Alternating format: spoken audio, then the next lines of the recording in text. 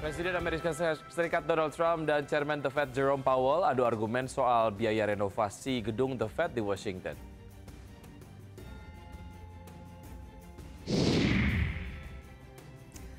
Di tengah ketidakpastian tarif Bank Sentral Eropa mempertahankan suku bunga acuan di level 2%.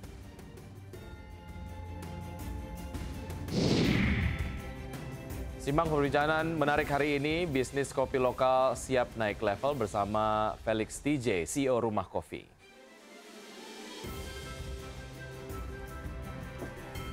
Pagi Yasmin. Pagi Wiki. Oke.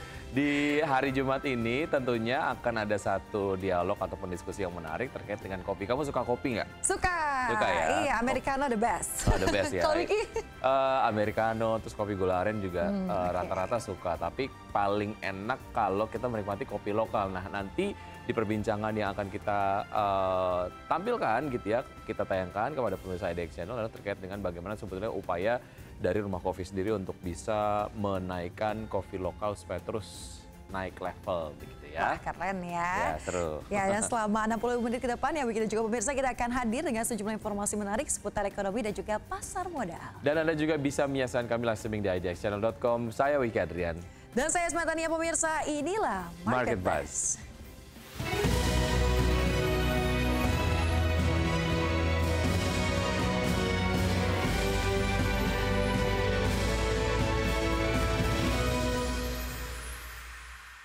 Ya, Yasmin dan juga pemirsa, kita awali Market Buzz dengan isu viral yang pertama. Amerika Serikat mengumumkan keputusannya untuk menarik diri dari Organisasi Pendidikan, Keilmuan, dan Kebudayaan Perserikatan Bangsa-Bangsa atau UNESCO dan 2 tahun setelah bergabung kembali.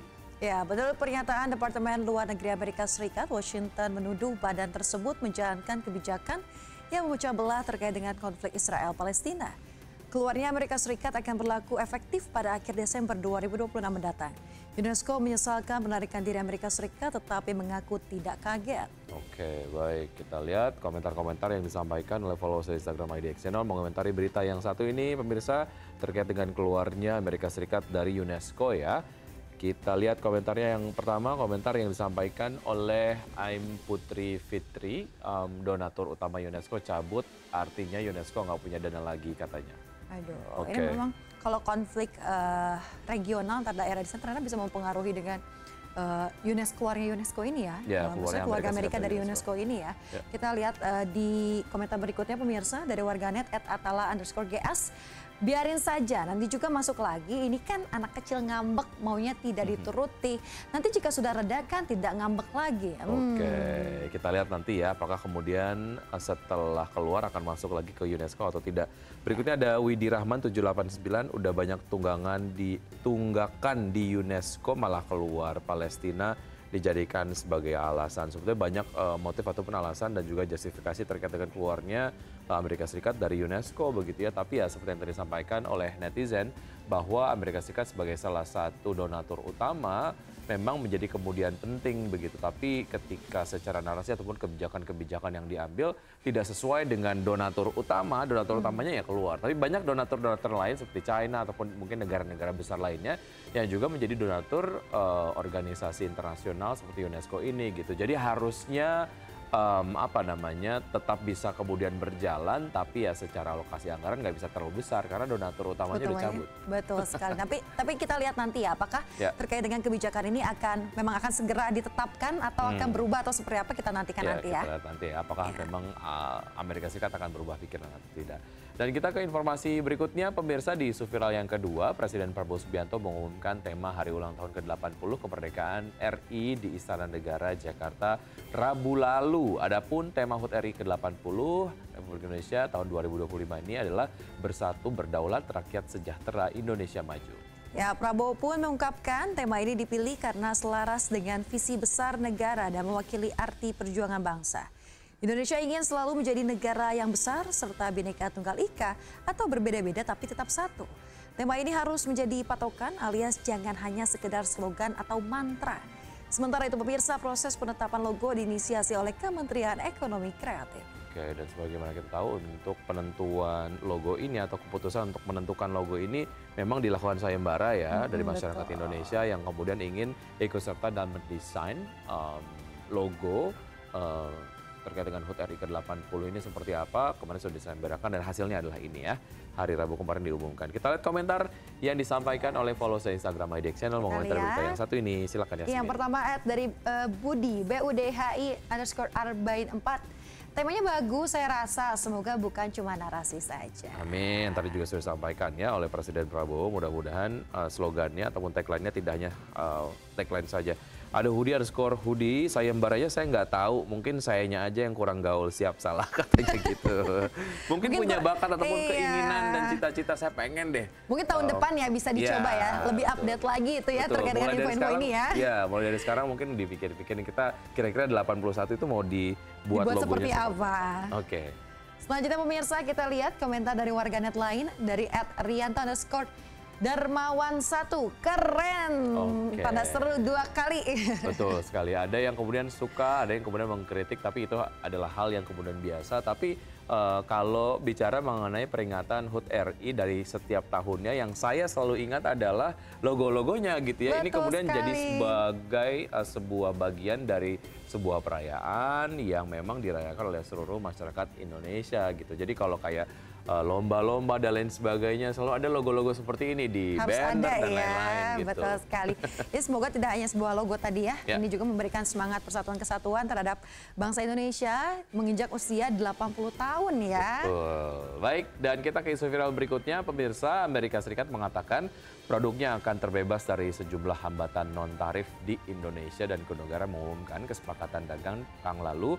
Dan selain itu Indonesia disebut akan membebaskan ekspor kosmetik maksud kami, perangkat medis dan barang-barang manufaktur lainnya dari Amerika Serikat dari persyaratan sertifikasi dan pelabelan yang memberatkan. Ya, Indonesia juga disebut akan menerima standar keselamatan dan emisi kendaraan bermotor Amerika Serikat untuk produk otomotif serta sertifikat Badan Pengawas Obat dan Makanan Amerika Serikat atau FDA untuk produk farmasi dan juga perangkat medis. Indonesia dan Amerika Serikat akan mengesahkan perjanjian perdagangan timbal balik atau the Agreement on Reciprocal Trade dalam beberapa pekan mendatang. Lebih dari 99% produk Amerika Serikat akan bebas dari tarif yang dikeluarkan Indonesia, sementara tarif untuk produk Indonesia akan turun menjadi 19% dari 32%. Oke, baik. Yang dikhawatirkan oleh beberapa ekonom adalah negara-negara lain kalau ngimpor ke Indonesia masih dikenakan tarif, mereka akan cemburu nggak ya? Nah itu dia ya. Dan juga semoga dengan adanya itu tetap ya untuk usaha dalam negeri tetap bisa bangkit dan juga lebih memperluas pasar di luar ya. Betul, karena memang persaingannya sekarang udah di depan muka gitu ya, sudah ada di Indonesia sendiri, mereka bisa masuk ke Indonesia tanpa tarif begitu, artinya secara harga akan bersaing. Kita lihat komentar yang disampaikan oleh followers dari Instagram IDX Channel. Ini komentar yang disampaikan oleh RYNFND, saya nggak tahu ini bacanya gimana, tapi saya sebutin aja ya. Oke, susah-susah TKDN agar bikin pabrik dan transfer teknologi kembali ke setelan awal katanya. Oke. Lalu kita lihat yang berikutnya nih dari warganet. Ini cukup panjang ya. @AnwarJundi53. Yang gue khawatirkan dengan data dikelola oleh US punya power untuk mengintervensi Indonesia dalam kurung atau bisa langsung ke warga Indonesia ketika ada rules yang dilanggar oleh WNI soal kesepakatan dagang RI-US. Contoh simpel nih, US bisa intervensi RI untuk melarang aksi boikot produk-produk US yang berafiliasi dengan Zionis.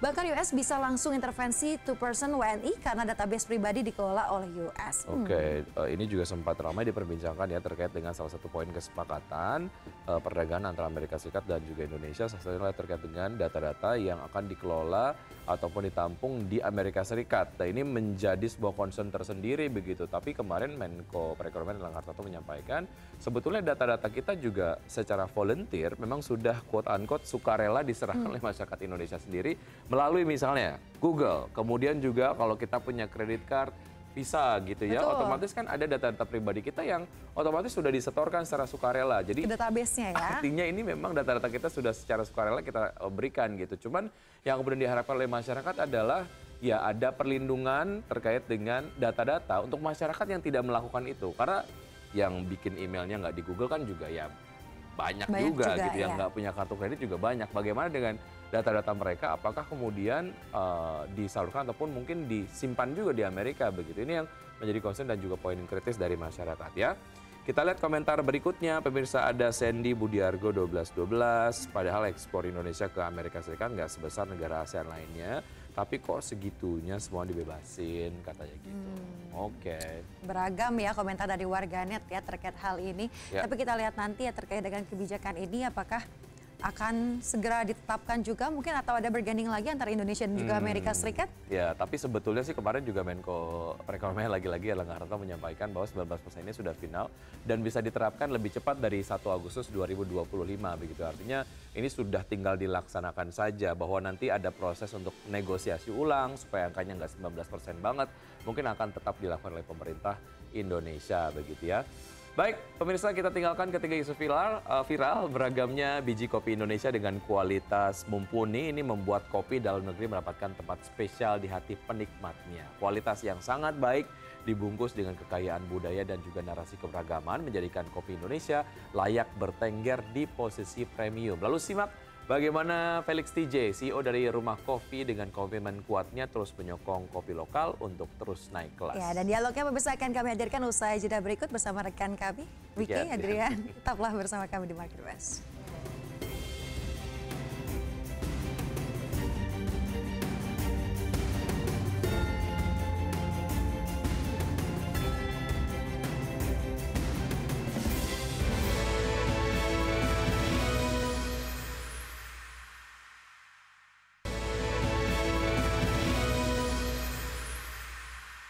Ya, pemirsa terima kasih Anda masih bergabung bersama kami. Indonesia merupakan salah satu produsen kopi terbesar di dunia dengan beragam jenisnya. Kopi Indonesia tak hanya menjadi komoditas kebanggaan, tetapi menjadi komoditas yang paling banyak diperdagangkan. Berimbang dengan kualitas yang mendunia, sudah selayaknya kopi Indonesia mendapatkan posisi yang tepat di segmen market premium. Untuk berbincang mengenai bisnis kopi lokal siap naik level, sudah hadir bersama saya di studio ada Bapak Felix TJ, CEO dari Rumah Kopi. Apa kabar Pak Felix? Baik sekali. Baik, terima kasih. Thank you so much. Sudah hadir di Market Buzz. Terima kasih sudah mengundang saya. Baik, ini menjadi sebuah perbincangan yang menurut saya akan sangat menarik karena saya juga punya ketertarikan tersendiri mengenai kopi dan juga berbagai macam budaya yang berkaitan dengan kopi gitu ya. Nah ini kalau misalnya ngelihat Pak Felix terkait dengan pertumbuhan kopi lokal saat ini, menurut Anda seperti apa? Sangat menjanjikan dan cukup membanggakankah atau seperti apa Pak Felix? Indonesia. Saya nggak perlu di kopinya dahulu deh. Saya sebagai warga negara Indonesia, NKRI, saya ngucap syukur saya sudah dilahirkan di Indonesia sampai umur saya hari ini. I'm very proud to be an Indonesian, number one. And nomor dua, buat saya Indonesia itu terlalu kaya. Terlalu kaya untuk ditinggalkan.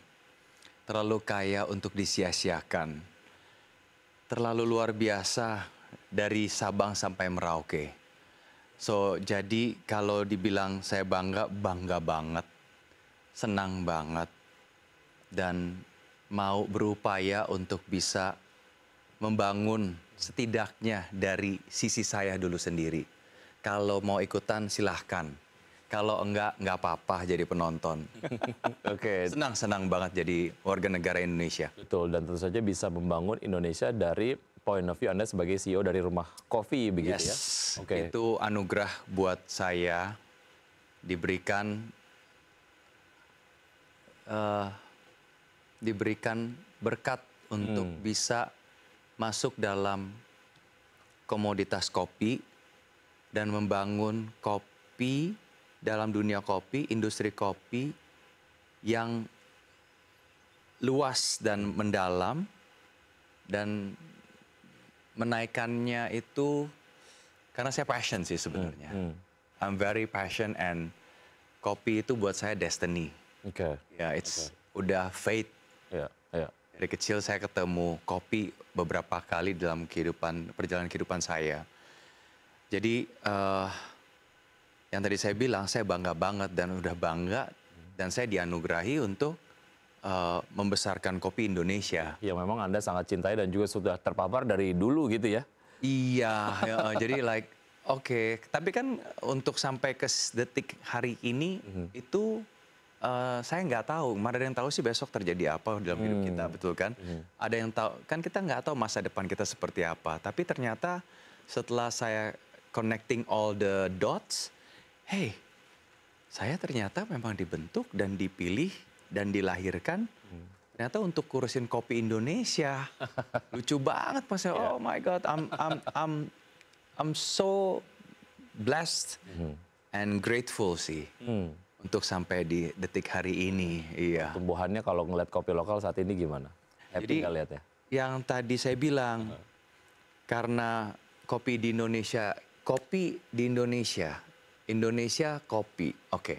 Dari Sabang sampai Merauke, dari Sumatera sampai ke Papua, dengan banyaknya kepulauan archipelago kita, dengan 18.000 pulau, and kita itu datarannya tuh very unique.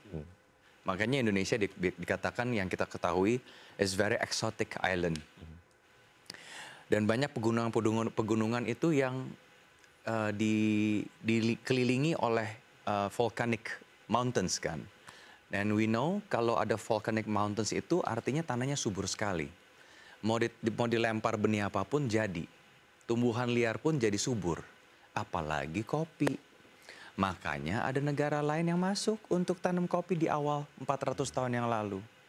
Dan karena itu, karena melihat itu semua dan saya destiny-nya di kopi, saya punya passion yang sangat tinggi. Akhirnya saya punya hati gitu loh untuk kopi. Saya pikir ini kita di atas sini, di permukaan gitu kan, we drink coffee with a suit like this, and then lalu kita ngomong kopinya enak ya, do you love the coffee?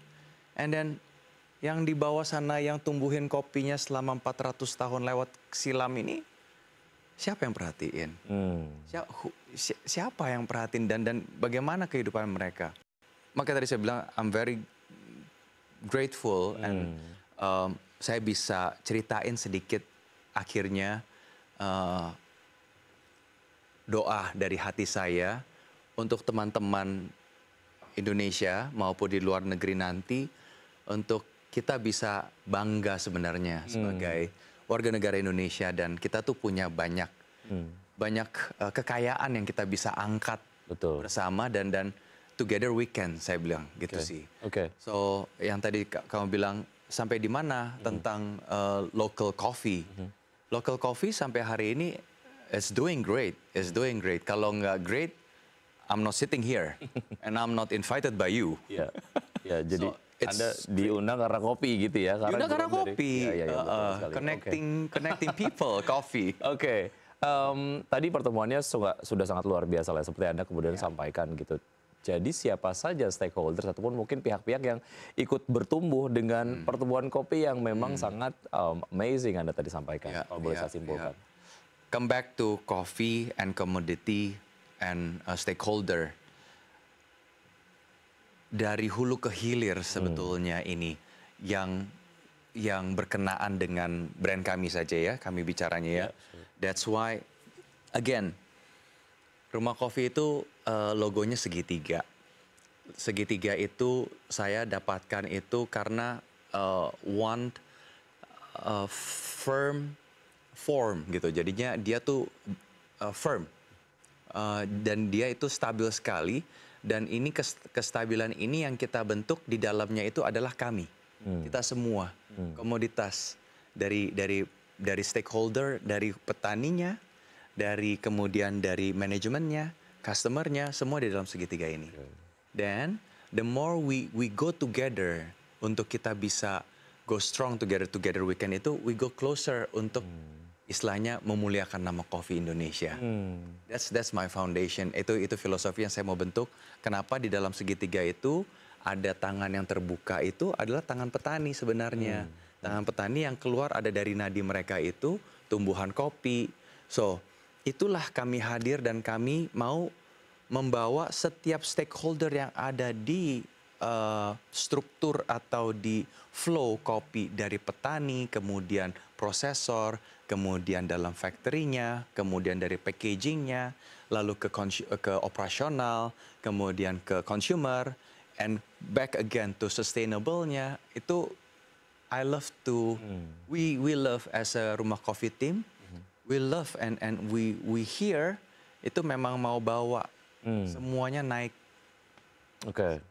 But saya nggak bisa ngelakuin ini sendiri. Saya harus dibantu sama kamu, sama teman-teman yang lain, benar-benar untuk bisa.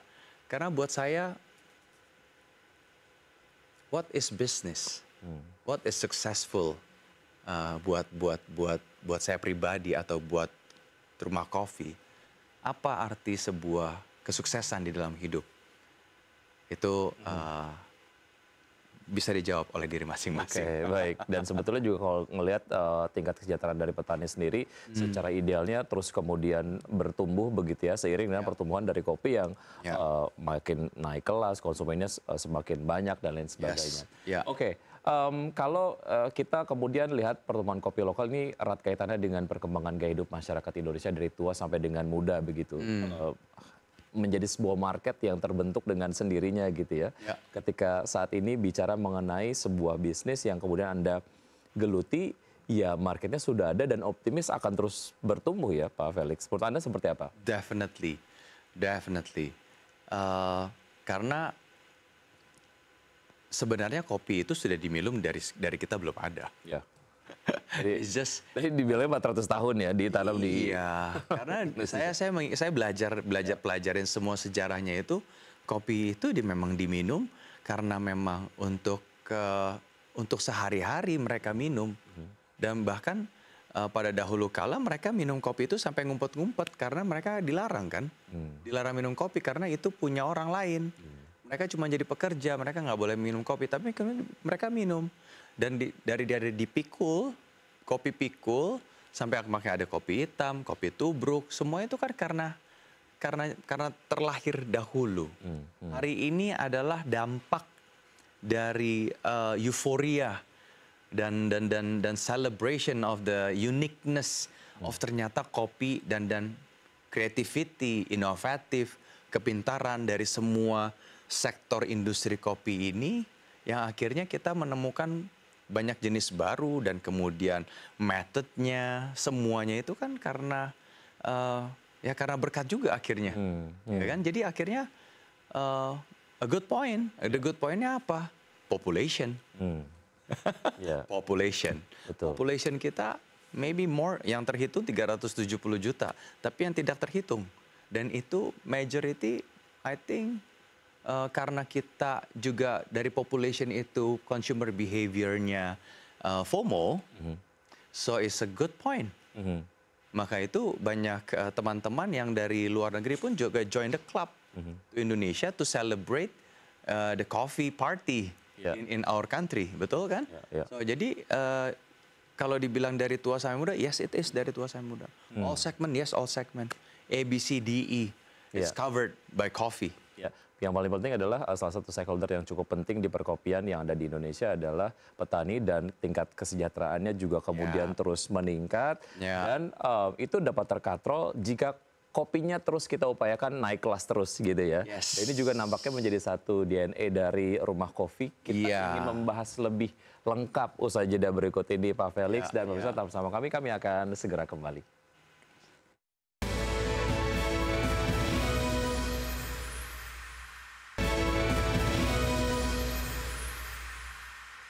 Terima kasih Anda masih bergabung bersama kami, pemirsa, dan saya masih berbincang bersama Bapak Felix TJ, CEO dari Rumah Kopi. Kalau tadi kita sudah berbincang mengenai bagaimana pertumbuhan kopi lokal di Indonesia yang memang sangat membanggakan begitu ya.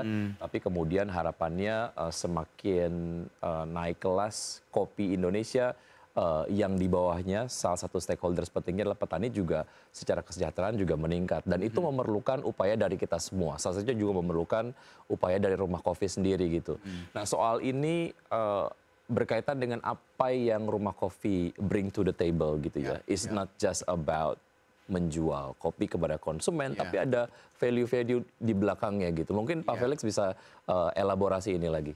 Oke, thank you. Awalnya sebetulnya our target market dulu sih. Target market kami mencoba untuk, saya lama di FMCG. Saya punya pengalaman di FMCG. ada track record di FMCG dari saya kecil, saya muda, itu saya mulai masuk di FMCG World. And then karena setelah saya mengerti tentang consumer behavior and market dari A to E-nya, lalu akhirnya saya berpikir mau masuk kemana lagi ini, karena dulu saya juga sudah pernah di coffee, and saya sekarang buka coffee lagi gitu kan. Akhirnya saya pikir saya nggak mau rumble in the red ocean and fight, jadi capek. Saya pernah di situ soalnya. Akhirnya oke, let's go up, the very top scale of coffee. Indonesia belum ada, saya pikir oke, let's go premium.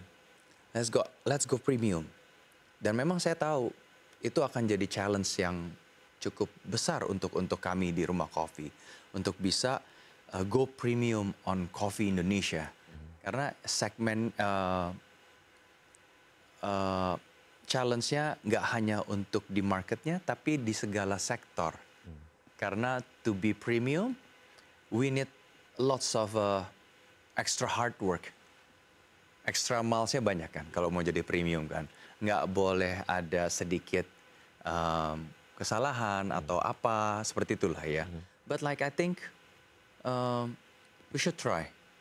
We have to try. And then I think itu yang dibekalin sama saya, dan kenapa sampai hari ini saya ada di FMCG.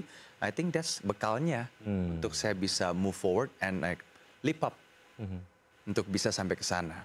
Nah, lalu tadi pertanyaannya dari target market itu, kalau kita nggak bisa appreciate yang tadi saya awal bilang, kekayaan Indonesia. Negara mana yang paling kaya? I'm sorry, saya harus membanggakan Indonesia dulu nih. Memang I have to, we have to. Iya. Negara Indonesia sangat kaya sekali dengan budi budayanya. Kaya banget. Kenapa saya harus ngomong ini terus? I need to emphasize this. Iya. So, karena kaya, masa kita jual murah? Kita bukan murahan. So, jadi let's do it right. Karena negara kita kaya. Belum saja dijahit dengan baik. Dengan baik untuk kita serve dengan sebaiknya. It's about positioning kan. 4P-nya kan kita paham, right? Kita tahu produknya, kita tahu place-nya, kita tahu, setelah kita udah tahu semuanya, definitely we know the price. It's more than harga yang kita bisa. Oke, sekarang saya tanya ke kamu, paling gampang saya tanya balik. Kebudayaan sekarang yang saya punya Rambadia. Oke, Rambadia itu dikenal dari Sumatera Utara, Tapanuli, and they have a tradition dengan kain ulosnya. Can you name the price of kain ulos? Yeah. Can you name the price of the culture yang kita bisa naikkan? Ada price-nya? Nggak terukur ya? Nggak terukur. That's the thing. Betul, karena kan sering sekali kita dengar bahwa kopi Indonesia mendunia, artinya secara level memang sudah sangat pantas untuk kemudian kopi Indonesia ya ditawarkan dan juga dibungkus dengan satu hal yang sangat premium gitu, sesuai dengan value-value yang ada di dalamnya gitu ya. The best thing-nya lagi, di tempat origin yang lahir kopi-kopi tersebut, ada kulturnya, ada tariannya, ada Indonesian folklore song-nya. Isn't it amazing? Ada keindahan alamnya, flora dan faunanya. Nah, gimana tuh? Nggak dibawa? Bawa dong, ceritain. That's the majestic story yang kita harus ceritain. Apalagi kita bisa ceritain? No, I think I'm too excited. Ya, itu yang akhirnya menjadi sebuah bagian yang tidak bisa terpisahkan, kopi dan juga budayanya, begitu ya. Otentik, sebuah hal yang kemudian membuat Rumah Kopi menjadi otentik, ini yang kemudian membedakan Rumah Kopi dengan yang lain, begitu ya. Bagaimana sebetulnya Anda membungkus otentisitas tersebut dengan kegiatan marketing ataupun branding yang kayaknya seru sekali dan sesuai dengan segmennya gitu ya. itu sebenarnya udah bicarain tadi tuh tentang yang saya ceritain. Kenapa saya angkatnya akhirnya karena saya lihat dari saya mau ke premium. Mau seperti apa. Jadi itu memang it's come nature into my heart and my mind. Saya disuruh ceritainnya ya budayanya. Karena ya saya dari kecil tuh memang suka analisa orangnya. Tapi suka memperhatikan itu pun akhirnya saya baru ngerti setelah saya dewasa sih sebenarnya. Oh, now I know. I can read, I love to read the situation. I love to read people. Jadi itu tuh sebenarnya tuh run in the blood. Jadi begitu saya ke bisnis pun, so I read everything. Oh si ini begini, oh si itu begitu, teman yang ini begini bisnisnya.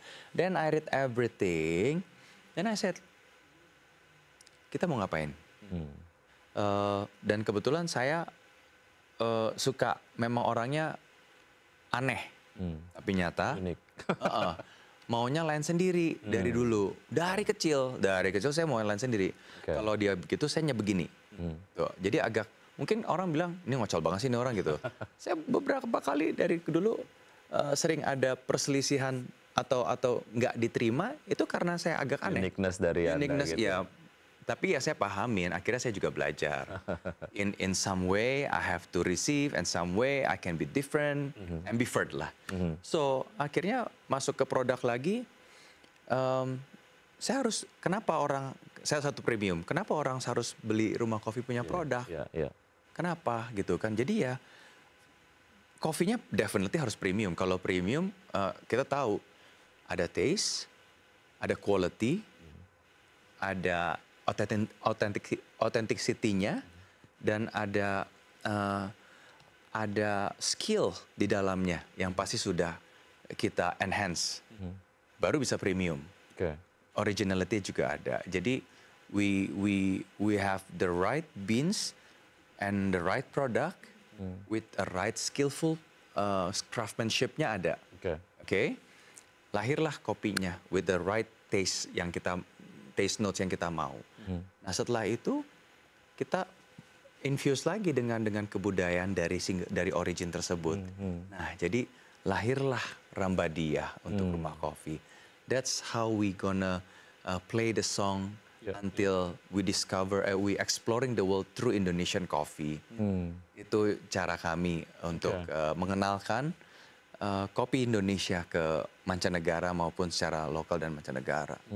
Ya, serunya adalah banyak kemudian proses yang Anda lalui ataupun mungkin Rumah Kopi lalui, riset-riset yang kemudian lakukan, sehingga akhirnya itu justru membuat kita sebagai konsumen merasa kalau saya konsumsi produknya, saya juga quote-unquote mengkonsumsi berbagai macam histori dan juga budaya di baliknya gitu ya. Produk yang tepat bertemu dengan konsumen yang tepat. Berdasarkan findings dari Pak Felix sejauh ini, apa sih yang membuat mereka balik lagi terus ke Rumah Kopi gitu?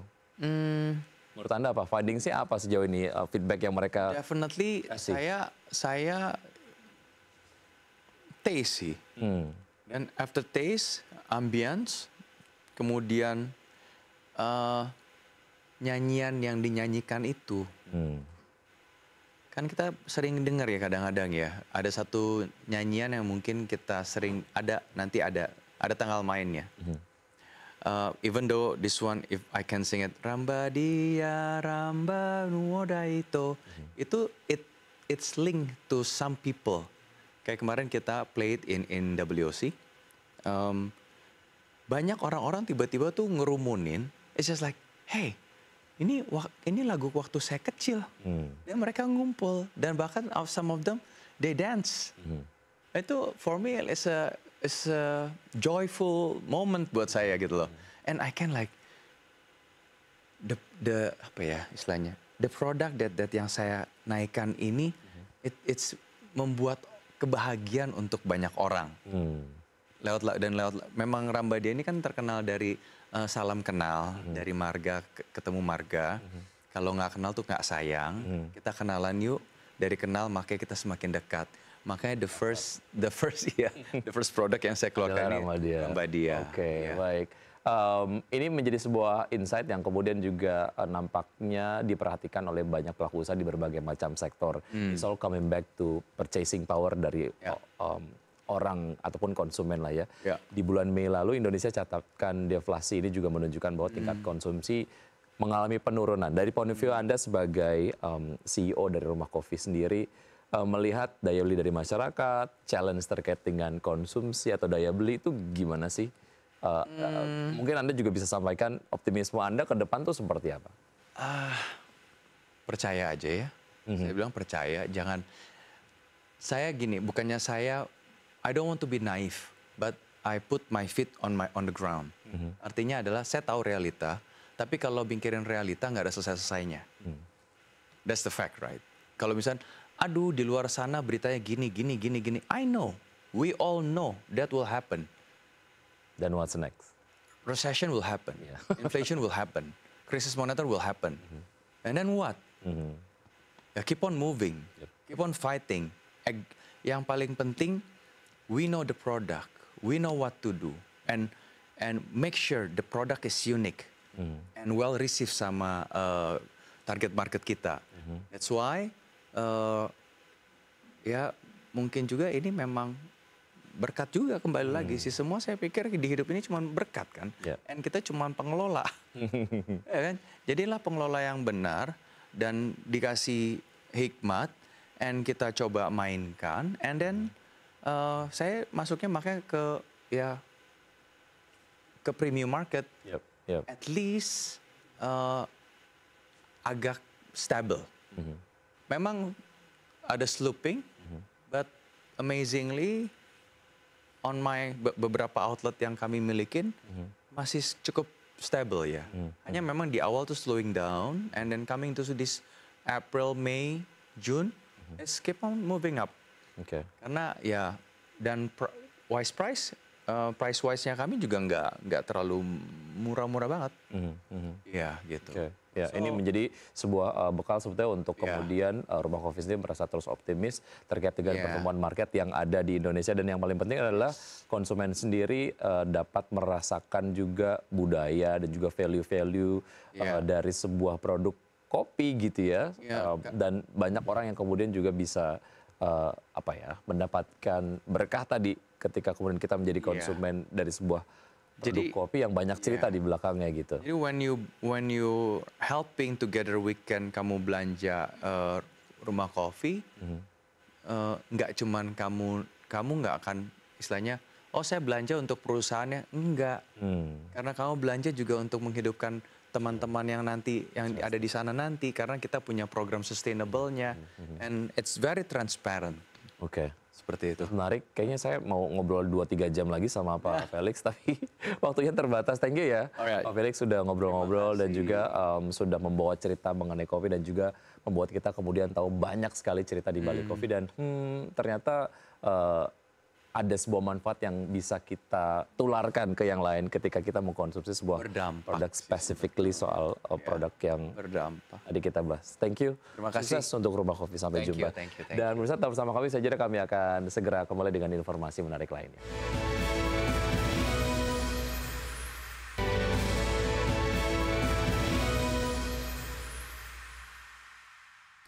Terima kasih Anda masih bergabung bersama kami. Pemirsa, indeks harga saham gabungan atau IHSG kembali rebound signifikan ke level 7.500-an. Ya, di topang kebangkitan saham-saham perbankan Big Caps, IHSG mampu mencetak rekor tertinggi sejak 24 Desember 2024. Indeks harga saham gabungan kembali tutup menguat, melanjutkan catatan positif di perdagangan sebelumnya. Mengutip data Bursa Efek Indonesia, IHSG tutup menguat 0,83% di level 7.530,90 di Kamis. Adapun IHSG dalam 2 pekan terakhir bergerak boncer dan menembus level 7.500 yang menandai level tertinggi tahun ini dan mencetak rekor tertinggi sejak 24 Desember 2024. Kenaikan IHSG-nya ditopang 3 indeks sektoral dari total 11 sektor di BEI. Sektor keuangan menguat signifikan 3,03%. Disusul sektor perindustrian naik 0,77% dan sektor barang baku melaju 0,14%. Sementara itu beberapa sektor yang melemah dalam diantaranya seperti energi turun 0,75%, Sektor kesehatan melemah 0,70%, teknologi koreksi 0,64%. Sektor properti dan real estate terdepresiasi 0,63%. Mengutip Refinitiv, saham-saham sektor keuangan yang jadi penopang IHSG diantaranya saham PT Sinarmas Multi Arta Tbk atau SMMA. Ditutup menguat signifikan 19,97% di level Rp18.925 per saham, sentuh arah dan menyumbang 25,13 indeks poin ke penguatan IHSG. Saham PT Bank Rakyat Indonesia Persero Tbk atau BBRI ditutup menguat 3,95% di level Rp3.950 per saham dan berkontribusi 24,72 indeks poin. Saham PT Bank Mandiri Persero Tbk atau BMRI tutup menguat 3,56% di level Rp4.800 per saham dan berkontribusi 10,5 indeks poin ke IHSG. Selain sektor finansial, dari sektor perindustrian saham PT Astra International Tbk atau ASI ditutup menguat 2,02% di level Rp5.050 per saham dan menyumbang 4,44 indeks poin ke IHSG. Adapun IHSG terdampak positif dari sentimen Presiden Amerika Serikat Donald Trump telah mengumumkan kesepakatan terbesar yang pernah dibuat dengan Jepang, di mana Tokyo akan menginvestasikan $550 miliar Amerika ke Amerika Serikat dan membayar tarif sebesar 15%. Dari berbagai sumber untuk Adex Channel. Pemirsa, Presiden Amerika Serikat Donald Trump dan Chairman The Federal Reserve Jerome Powell terlibat adu argumen soal biaya renovasi kantor pusat The Fed di Washington. Ya, insiden ini terjadi saat Trump melakukan kunjungan ke gedung bank sentral tersebut yang dinilai sebagai bagian dari tekanan politik agar Powell menurunkan suku bunga atau mundur dari jabatannya. Dalam kunjungan yang disorot media, Trump dan Powell terlihat bersama-sama meninjau lokasi proyek sambil menggunakan helm putih konstruksi. Sebelum berbicara kepada wartawan, Trump menyebut biaya renovasi dua gedung bersejarah milik The Fed telah melampaui $3,1 miliar Amerika. Namun Powell langsung membantah klaim tersebut dan mengatakan bahwa angka tersebut mencakup biaya pembangunan gedung Martin yang telah selesai 5 tahun lalu. Dalam kesempatan yang sama, Trump juga buka suara soal niatnya memecat Powell dari posisi Chairman The Fed, di mana Trump mengisyaratkan mundur dari niat tersebut. Namun demikian, Trump tetap menegaskan keinginannya agar suku bunga diturunkan secepatnya. It looks like it's about 3.1 billion. It went up a little bit, or a lot. So the 2.7 is now 3.1. I'm not aware of that. Yeah, it just came out. Yeah, I haven't heard that from anybody at the Fed. Yeah, it just came out. Our notes had it about 3.1 as well. 3.1. 3.2. This came from us? Yes. I don't know who does that. You're including the Martin renovation. You just added. That's our entire capital. Yeah, you just added in a third building. Is what that is. That's a third building, Well, including no, the but Martin building. it's a building that's being built. No, it was built 5 years ago. We finished Martin 5 years ago. It's part of the overall. Ya, interaksi yang cukup intens ya antara keduanya ini memang menunjukkan ketegangan antara Jerome Powell dan juga Presiden Amerika Serikat Donald Trump gitu. Ya, ternyata umur tetap ya kalau masalah kedewasaan itu tidak bergantung dengan umur ya. Betul sekali. Dan bisa kita ke informasi berikutnya, Bank Sentral Eropa European Central Bank memutuskan untuk mempertahankan suku bunga acuan di level 2% pada periode Juli 2025 sesuai dengan ekspektasi pasar. Ya, keputusan terbaru ECB ini menandai jeda setelah serangkaian pelonggaran kebijakan dalam 1 tahun terakhir. Bank Sentral Eropa, European Central Bank memutuskan untuk mempertahankan suku bunga acuannya di level 2% pada Kamis 24 Juli 2025, sesuai ekspektasi pasar. Keputusan ini menandai jeda setelah rangkaian pelonggaran kebijakan dalam 1 tahun terakhir, sehingga Bank Sentral menanti kejelasan mengenai hubungan dagang antara Uni Eropa dan Amerika Serikat. Dengan inflasi kini telah kembali ke target 2%, dan suku bunga telah turun dari 4% sejak Juni 2024, ECB tidak merasa terdesak untuk melakukan perubahan kebijakan segera. Domestic pressures have continued to ease, with wages growing more slowly. Partly reflecting our past interest rate cuts, the economy has so far proven resilient overall in a challenging global environment. At the same time, The environment remains exceptionally uncertain, especially because of trade disputes. Meski demikian, investor tetap memperkirakan akan ada setidaknya satu kali lagi pemangkasan suku bunga tahun ini, terutama karena perang dagang yang dipicu Amerika Serikat menekan pertumbuhan dan harga-harga di kawasan. Negosiasi dagang antara Uni Eropa dan Amerika Serikat masih belum pasti, namun disebutkan bahwa kedua pihak mendekati kesepakatan tarif umum sebesar 15% atas barang-barang dari Uni Eropa.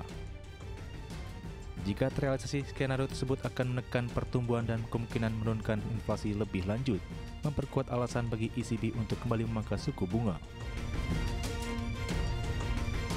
Kendati demikian, ECB diperkirakan masih akan menunggu hingga musim gugur atau bahkan lebih lama sebelum mengambil langkah lanjutan. Berbagai sumber untuk iDiactional.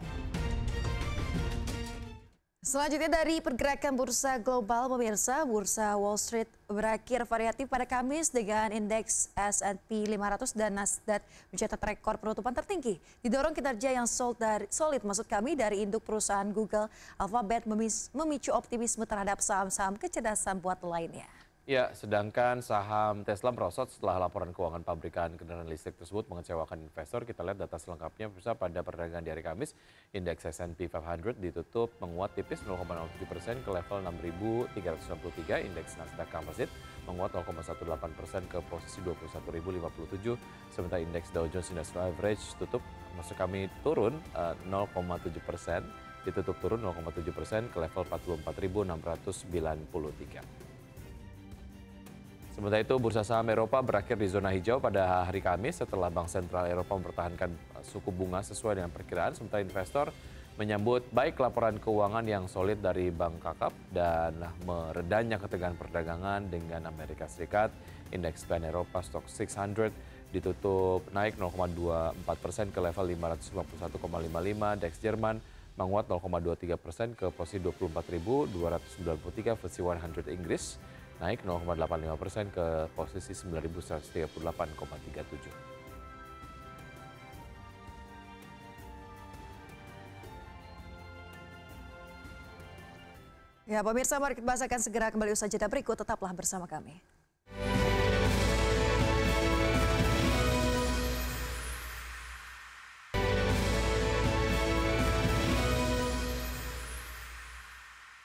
Terima kasih Anda masih bergabung sama kami. Amerika Serikat dan Indonesia resmi menyepakati kerangka kerjasama untuk merundingkan Agreement on Reciprocal Trade atau perjanjian perdagangan resiprokal. Ya, Menteri Koordinator Bidang Perekonomian Airlangga Hartarto menilai dengan hadirnya Joint Agreement on Reciprocal Trade atau perjanjian perdagangan resiprokal Amerika-Indonesia tersebut akan memperkuat hubungan ekonomi bilateral dan memberikan akses pasar lebih luas bagi Indonesia.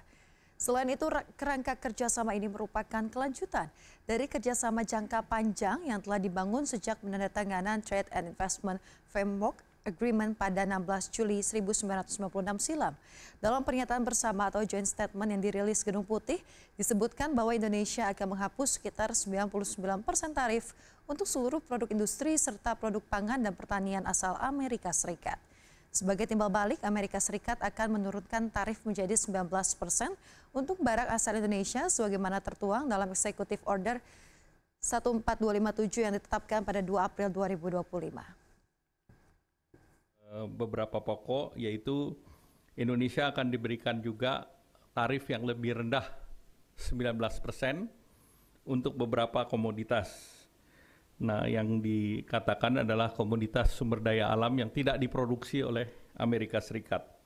Seperti kelapa sawit, kopi, kakao, produk agro, dan juga produk mineral lainnya. Termasuk juga komponen pesawat terbang dan juga komponen daripada produk industri di kawasan industri tertentu, seperti di Free Trade Zone.